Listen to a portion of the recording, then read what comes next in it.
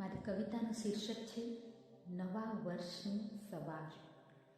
2025ની રાત જશે અને 2026ની પ્રભાત આવશે।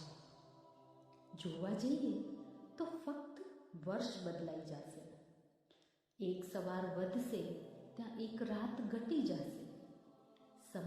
સમજવામાં બીજી સવાર પડી જશે।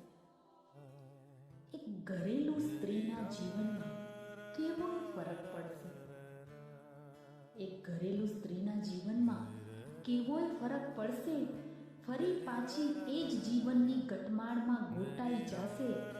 અસ્તિત્વની લડાઈની સાથે પ્રેમની હૂંફ માટે તરસતી, ઘરના કામોમાં પોતાની જાતને વ્યસ્ત કરતી જશે। દેશમાં ફેલાતા આતંક સામે નેતાઓની જંગ વધી જશે। દેશમાં ફેલાતા આતંક સામે નેતાઓની જંગ વધી જશે। આ બધાને શાંત કરવામાં શહીદોની કુરબાની ભૂલાઈ જશે। સંસ્કારોની ઉણપ વચ્ચે ઉછળતી આ મોડર્ન યુગની નવી પેઢી નવા વર્ષને આવકારવામાં જૂનું સગડું વિસરી જશે। રાતનો અંધકાર ભેદી નવા સપનાનો નવો સૂરજ ઉગશે। રાતનો અંધકાર ભેદી નવા સપનાનો નવો સૂરજ ઉગશે।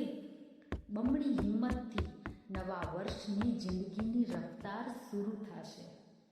કોના સપના ક્યારે પૂરા કરવા એ વિચારમાં માણસ પૂરો થશે। ફરી પાછા એ જ ચક્રને ફરતા ફરતા જિંદગીની દોડ પૂરી થશે।